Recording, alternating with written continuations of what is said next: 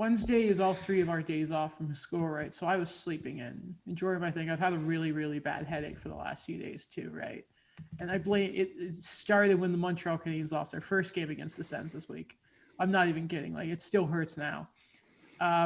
But guys, I was woken up to I missed 3 calls from my mom, and I thought, oh no, something bad's happened. She was seeing my brother today at work because they both work within the same company. And I was like, oh no, what's happened? And then she's like, it's happened. I'm like, what? She's like, Muller's gone. I'm like, wait, what? Muller. And I thought she said Luke Richardson too. I'm like, so they just fired the assistants. But no, news of the day is the Montreal Canadiens have fired head coach Claude Julien as well as associate coach Kirk Muller. The interim tag for the rest of the season, it really sounds like from everyone connected, will be Dominique Ducharme, the current assistant coach for the Canadiens. You may know him as he won the Memorial Cup with the Moosehead that had the likes of Mackenzie Weegar, Jonathan Drouin, Nathan McKinnon, as well as the man who coached Canada in the World Juniors to a silver gold medal the year Shabbat and Jolson were on the team, then a gold medal the year Victor Mete was on the team.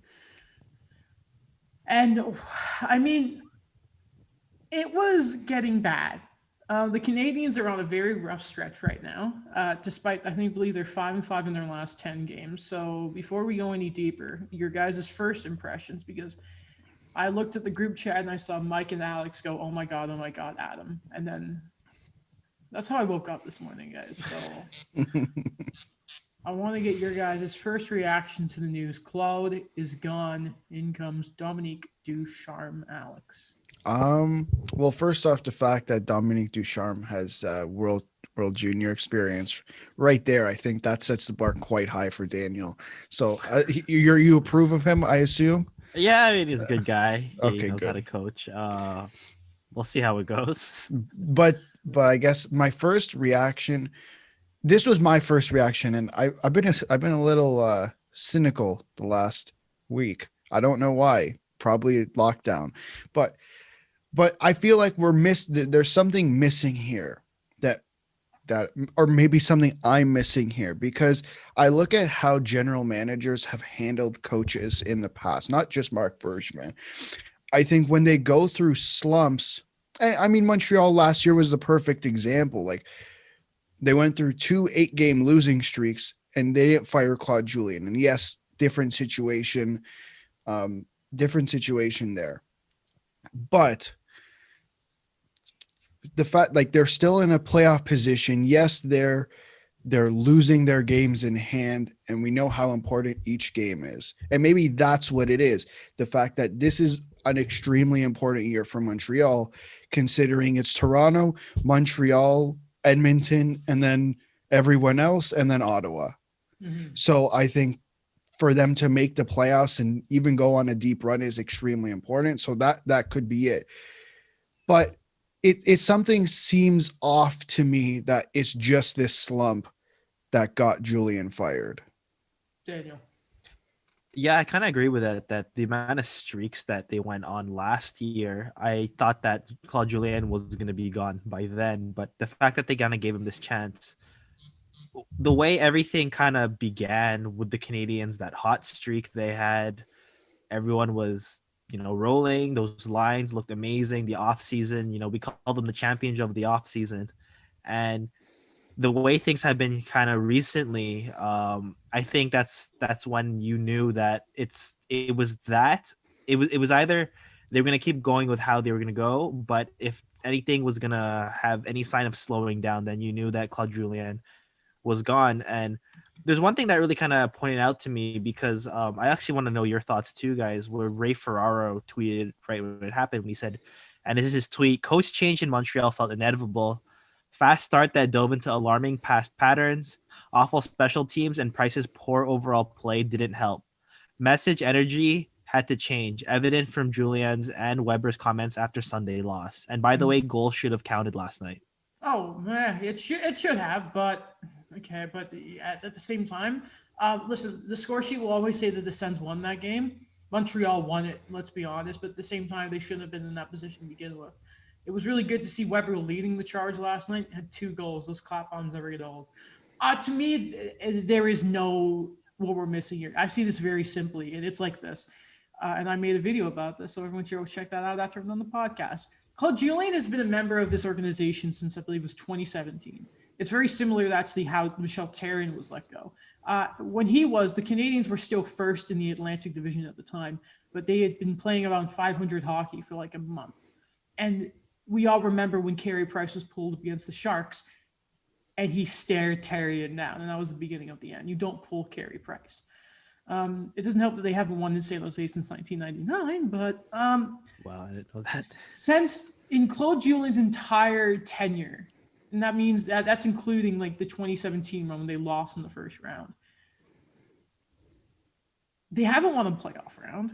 And 2017, afterwards, that's 2018, that season, was when Bergevin really started to put his own stamp on his new style of team.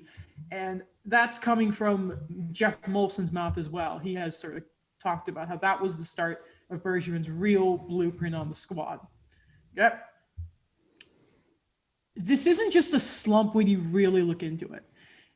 It is obviously, and honestly, you could really break it down to this is shooting percentage balancing itself out, but I hate looking at that. I really do. The strategy, you talk about bad habits. These are the bad habits that have been part of this team since 17-18. You cannot continue to have anemic special teams like the Canadiens have had for how many years now? How do you have those weapons? And you remember not last year, the year before, when Montreal's its power play was 30th. Nashville was 31st, and both of them have one thing in common. They relied on point shots. You can't do that anymore. You can't just pray for ugly goals to be your one source of power. Like, you have Tyler Toffoli, who, by the way, is scoring against other teams. He's got 12 goals, guys. I think we got to remember how good he's been, even though Austin Matthews is scoring goal per game. Like, let's just... Like, there is so much more talent there, but there seems to be no sort of actual adjustment. And again, the reason you can really attribute Montreal's hot start, also, the play of Toffoli and Anderson, is you don't really expect what this new look Habs team looked like. And then teams adapted, and the Canadiens did not. And that's on Claude Julien and Clark Muller, who has been the man on the power play for how long? Now, Dominic Ducharme apparently works on it as well, but he's not in charge of it. And you can tell that because nothing has changed on it. In fact, Weber has been getting like the shot on the second power play instead of loaning it with the first, and Romanov got kicked out of it. When at the start of the year, he looked good with Kotkaniemi on it. It's and then you look at other decisions, right? Sherrod and Deneau had double shifts in overtime last night. Jesperi Kotkaniemi didn't touch the ice. Corey Perry's been getting slots above Artturi Lehkonen. I don't care if Artturi Lehkonen doesn't get a lot of goals. He's got more than Deneau. I'm not saying scratch Deneau, by the way, but he's getting still top 6 minutes. And you're taking out Lehkonen for Perry at this point? No offense, but... And then you go into the shootout, which is a crapshoot. We all know that. But you have Suzuki and Kotkaniemi. I think we've all seen what those guys can do one-on-one. Thomas Tatar as well, despite his bad year. If you watch a lot of his highlights, the guy can do it well against the goalie one-on-one. And you throw out Corey Perry to start? And I mean, if you go back to the Sunday game versus the Sens 2 in overtime, they got completely humiliated. They didn't get a shot. And I mean, the defensive shot, like breakdowns. I mean, honestly, the amount of on-man rushes on Carey Price. I know he's not been great, but he's the reason they got a point last night. It's just Julien, the time is gone. And Weber's comments, he said there was negative energy in the room. When was the last time Shea Weber actually opened his mouth and said something that isn't a hockey cliche? That means something to him. This team legit, like, everything was going wrong. Julien, this is the worst thing you can say about a coach. Claude Julien lost the room. That's what happened. It's as simple as that. But why? Sorry, go. No, keep going. Like this was the year, and it was made very clear at the start of the season that Montreal had to be competitive. And then you have the little bad stretch, right? Then you have your bye week. All this time off and this compressed schedule, and they had 3 very intense practices that were meant to iron out all the kinks and the like everything going wrong, the bad habits in the game. Well, guess what? You came back there and you haven't won a game. And you lost to the Sens. And I go on about like playing at the level of the team, like the Sens can just elevate their game for some reason versus Montreal and Toronto. But at this point, you cannot be giving points up against them. So then my question is why now? Because I think everything you just said, I think from episode 1 of this podcast, we've had multiple conversations about, right? Like this is what you just stated isn't really anything new. If you go back to listen to how many episodes we've had this discussion. So then the question is, why now? Why not before? You think it's because he lost the room? Like now he's officially lost the room. Is that what it is? Because now you have a Montreal Canadiens team that has all. First of all, the Canadiens are not this bad. I refuse to believe that. And a lot of people who I respect think the same thing. At this point, what's different from this and last year, the year before when they missed out with a point, the 24th place team, the difference is now Bergevin brought the guys in. He brought in Anderson and Toffoli. He gave Julien all the tools he needed. There was no more excuses. Julien wanted goal scorers, Tyler Toffoli and Josh Anderson are doing it for you. Needed more centermen. They got them finally, and you know what? It didn't work. It's not working for Claude. He got all the tools he needed. Yeah. So I have a question, and I know this is a bit off topic. Well, it or looks at the bigger picture here, but what about Marc Bergevin now with Claude Julien gone? What does his hot seat look like? I was going to ask the same thing. How many coaches has Mark had, I wonder? Who was it before Therrien? Because I can't remember. I think this might be his third coach now. Listen, I have if the Canadiens miss this year, you gotta ask the question. Like there has to be a serious conversation about because if you can't make it in this division the way it is now against the Canucks and the Canucks and the Sens, I don't know if he should have a job. But then do you wonder, will there be the excuse of, it's a shortened season, all this, blah, blah, blah, blah, blah, 56 games, is it real, blah, blah, blah, blah, blah, blah, blah. He might get another year, but I mean, after this, if they miss this year, I really can't see him lasting too much longer. But again, how many times have we said that before? Yeah. But sorry, go on, Dan. Oh yeah, sorry. Just to confirm, the coach before Michel Therrien was in the 2011-2012 season, and it was Randy Cunnyworth. And I just remember because he could not speak French, and that was the biggest thing in the media. I thought you were going to say Randy Carlisle for a second. I'm like, I don't ever remember this. And I'm pretty sure when you get to, so it would have been that summer's when Bergevin took over, I think. So it's his third coach now.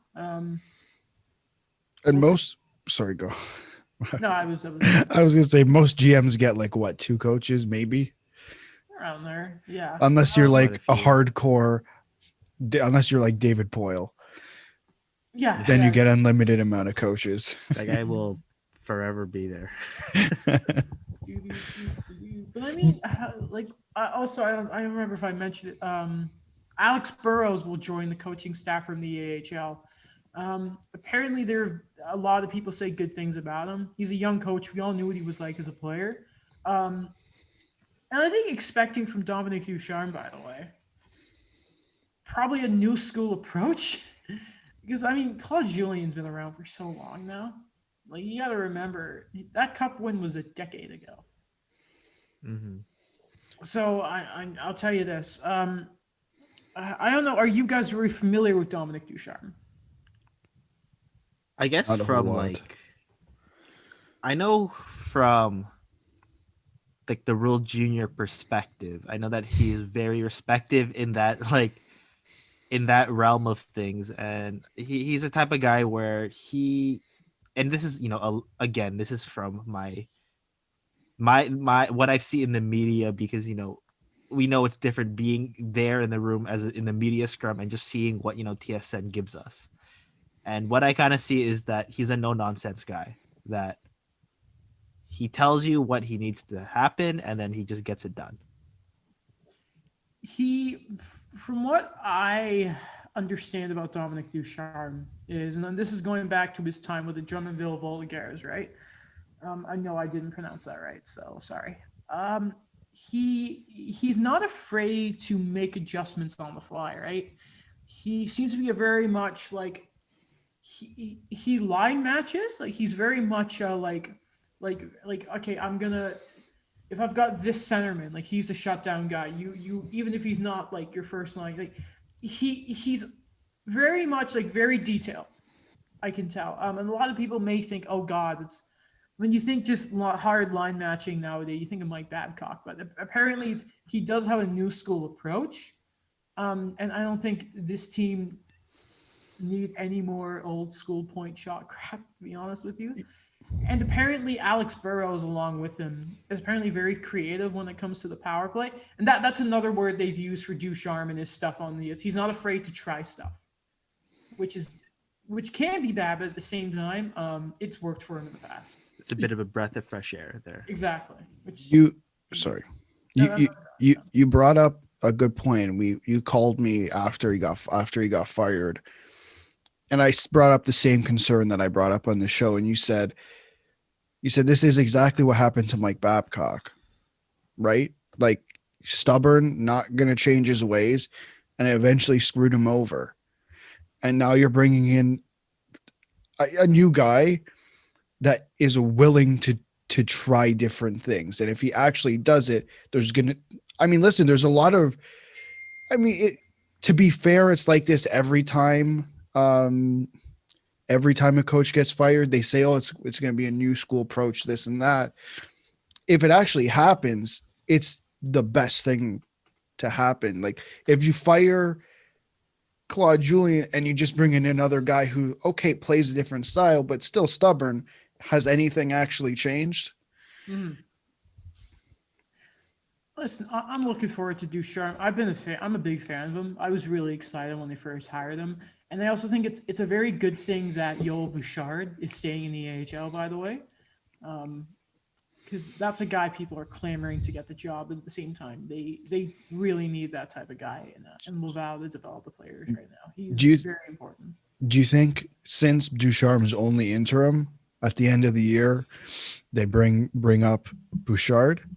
No, I don't want Bouchard in the NHL. And that's nothing against him. He's a great coach. He will be an NHL coach one day. It's just I want him there for at least another year or two. I think, you know what, Ducharme can get this job himself. He really can. Because he's here for the rest of the season. We know that. We'll see how he goes, because then immediately people are like, all right, who's French? And I saw Patrick Waugh trending. I'm like, maybe not. And Gerard Gallant, you know what? They were talking about insider hockey, and Carolina apparently are saying they're going to sign this guy. But an Ottawa native, imagine it we tried to steal Aho, that didn't work. Maybe Rod Brindamore, who needs a new contract. I'm sure he can. Brindamore, that's French. We can figure it out. Maybe. He'd be great. Yeah. I guess like one last thing before we move on. If you guys have any more things to say, is just what do you think's next for Claude Julien? Well, Alex, go ahead. I'm just gonna get up his contract really quickly because he is set up. I think he's gonna get a job. It's probably what's gonna happen. I think he's worthy of a job. I don't think he did anything, unless something comes out to a point where he doesn't deserve a job. Just looking at struggling teams here, there's two that come to mind, not in the Canadian division, the Rangers and Buffalo. Possible, who knows? But there's struggling teams out there who maybe not this season, but this coming off season will let go of their coaches, and there's plenty of coaches out there, right? There's already Boudreau, who's still available. There's Gerard Gallant, who's still available. I mean, unlikely, but who the hell knows at this point? Mike Babcock is still available. Like, there's a list of guys who are NHL coach worthy. I think he'll be scooped up. Like I don't know if that's up for debate.